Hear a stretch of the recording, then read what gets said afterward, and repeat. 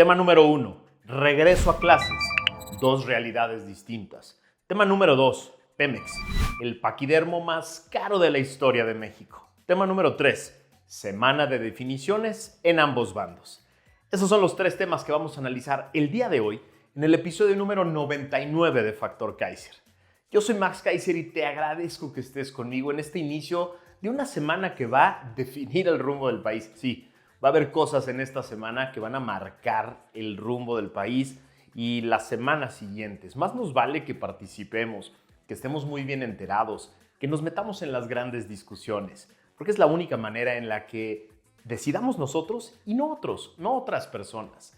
Éntrale a las discusiones, participa en estos procesos tan importantes de selección que van a marcar el futuro de México. Acompáñame en este episodio y ayúdame a compartirlo por todos lados, porque de eso se trata, de convertirnos todos en factor de cambio, para que este país retome el camino de la democracia. Vamos a ver los 3 temas de hoy. Tema número 1. Regreso a clases. Dos realidades distintas. Mientras millones de padres tuvimos los medios y la posibilidad de escoger dónde estudian nuestros hijos, qué aprenden y cómo aprenden, otros millones de padres confían en la educación pública para que doten de conocimiento y capacidades a sus hijos. No se trata, en este episodio, de echar porras a la educación impartida por instituciones privadas, como si toda y siempre fuera mejor a la educación pública. Se trata de poner sobre la mesa dos realidades muy distintas. Quienes tenemos la fortuna en México de contar con medios económicos para invertir en la educación de nuestros hijos, solemos optar por instituciones privadas, a las que escogemos por sus características, por sus programas, por su cercanía y por el plantel de maestros sobre todo. El esfuerzo, el trabajo y el sector socioeconómico al que pertenecemos nos da un grado de libertad que no tienen millones de personas. Para millones de niños, familias y mexicanos, la única posibilidad de educación es aquella que imparte el Estado.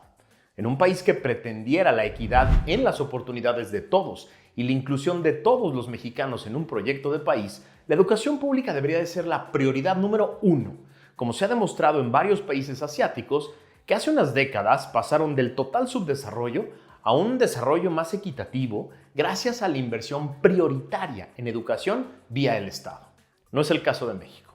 No solo la inversión está muy por debajo de lo deseado, sino que la calidad, la tecnología, la capacitación de maestros y la infraestructura han quedado completamente relegados del proyecto educativo. Las grillas sindicales y la utilización política de maestros y directivos han impedido cualquier intento de modernización real. Pero con el obradorato llegó una nueva amenaza: el adoctrinamiento de niños y maestros a través de libros de texto llenos de errores, carencias y manipulaciones ideológicas. No lo digo yo. Lo dice un grupo de expertos de verdad en educación que resumen este drama en 6 puntos. Punto número 1. Matemáticas pocas y mal. En toda la primaria dejó de existir el libro de matemáticas. Ya no hay materia de matemáticas. La Academia de Ciencias, la Sociedad Matemática Mexicana, matemáticos de la UNAM, del POLI, de universidades privadas y de otros países rechazan abiertamente la forma tan pobre y limitada como se pretende impartir tan importante materia. Punto 2. Hacen a niños dudar de la ciencia. La CEP afirma que la ciencia es igual de verdadera, que equivale, pues, a las creencias de los mayores. El llamado conocimiento tradicional, que es muy respetable, no lo critico, pero ponerlo al nivel de la ciencia es una locura. Punto número 3. Hablar de forma incorrecta. Para, supuestamente, no hacer sentir mal a quienes no han podido aprender a hablar el idioma castellano de forma correcta, ahora se enseña que no hay reglas de lo que significa hablar bien. Es decir, en lugar de educar, abrazar la ignorancia. Punto 4. Proyectos caros, desordenados que no cubren los contenidos. Ya no habrá materias, solo contenidos. Los 60 proyectos que vienen de los libros de cada grado, según la SEP, tomarán 4 años para estudiarse.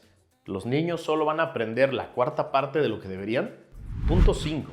Imposición de valores. Sin una discusión amplia y plural, sin consultas incluyentes ni democráticas, el obradorato pretende resaltar en los libros temas que considera más relevantes que otros, pero que, en realidad, respaldan el discurso político del presidente y su movimiento. Punto número 6. Lo hicieron en lo oscurito.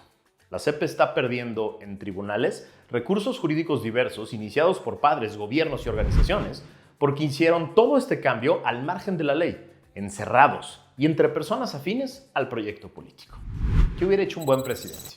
Un buen presidente se habría tomado en serio la desigualdad que existe en nuestro país y habrá generado un gran proyecto social, un gran pacto social para que los niños con menores oportunidades de México tuvieran la mejor educación posible y se beneficiaran de la mayor inversión histórica del país para renovar un sistema educativo público que tiene décadas de carencias y de desprecio. Tema número 2. Pemex, el paquidermo más caro de la historia. En la propaganda del gobierno, esa que sale por todos lados relativa al quinto informe, se dice rescatamos a Pemex. Sí, sin miedo al ridículo y sin vergüenza alguna por decir mentiras burdas y fácilmente comprobables como mentiras, se presume el camino a la llamada soberanía energética sin deuda ni corrupción, dicen. Sí, ya ni la burla perdonan, de verdad.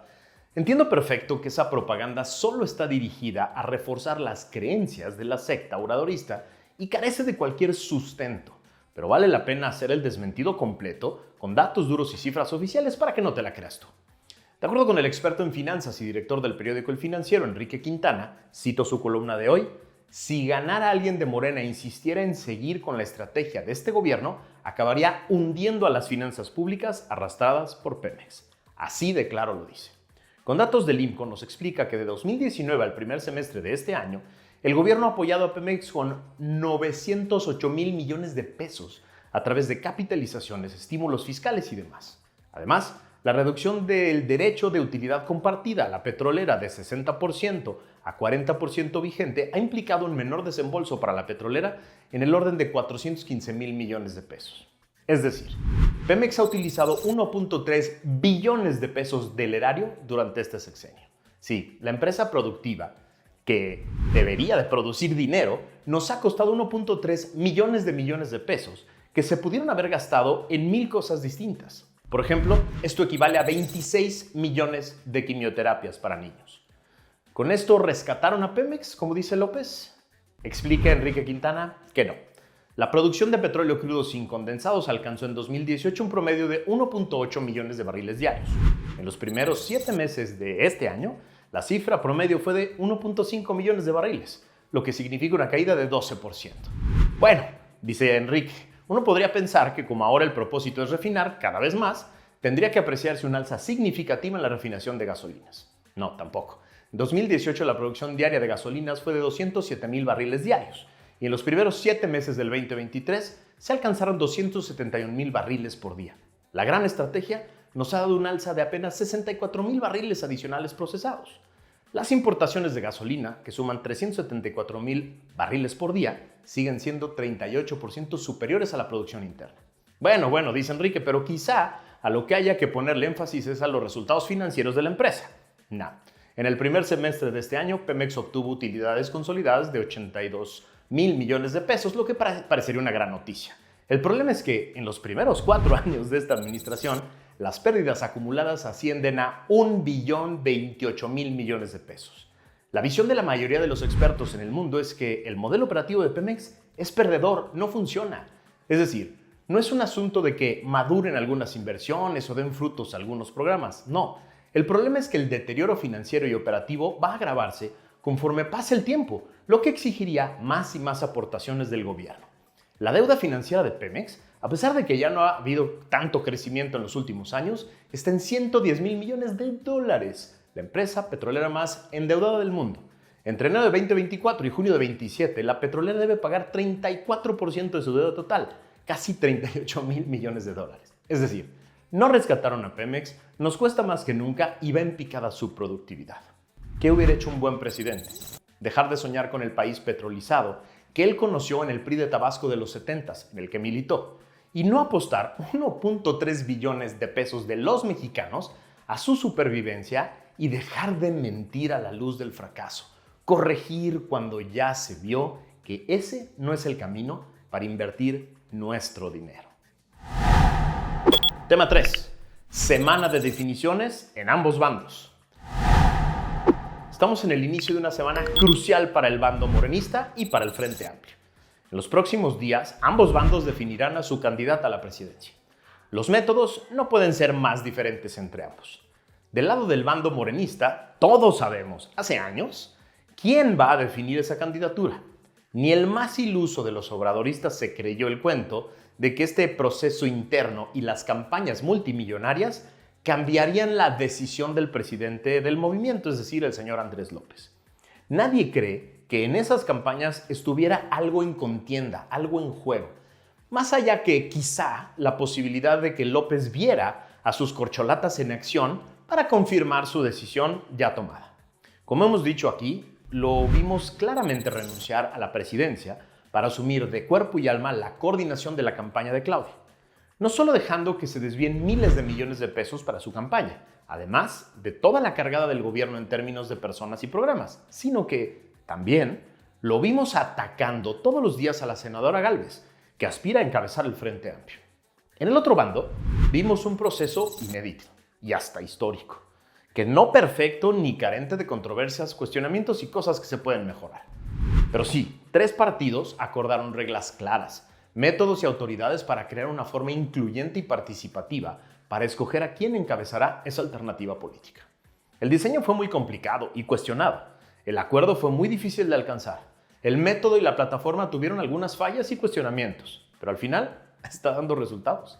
Hace unos meses, muchos opinaban que las dirigencias partidistas se impondrían y no solo bloquearían las posibilidades de unos, sino que el método estaba diseñado para imponer a sus favoritos. Eso se decía hace apenas unos meses. Hace 2 meses, nadie, ni el más iluso, podría haber pronosticado a las 2 finalistas que hoy van a competir por el liderazgo del frente. Hace 2 meses, Xóchitl Gálvez iba por la jefatura de la CDMX y muchos me aseguraban dentro del PAN que no la iban a dejar ni competir por ese cargo. Hoy parece imparable. En unos días será la ciudadanía quien decida, en encuestas y votaciones directas, que hacen absurdo cualquier discurso de imposición. Con ambas definiciones se abre además también la temporada de guerra de encuestas. En ambos bandos se utilizarán las encuestas como instrumento de propaganda. Tratarán de manipularte con predicciones absurdas de lo que va a pasar con base en lo que se dice hoy. Mi recomendación: lee mucho, observa mucho, analiza y crea tu propio criterio. Pero sobre todo, participa.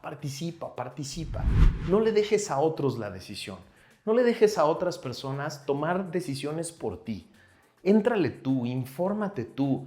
Lee mucho, lee de muchos lados diferentes para que vayas generando tu propio criterio, para que te conviertas en un factor de cambio. México necesita de ti. México necesita que estés enterado. Necesita que estés en las discusiones. Necesita que vayas a participar en estos procesos. Tenemos años exigiéndole a los partidos que abran las puertas. Tenemos años exigiéndole a los partidos que nos dejen participar.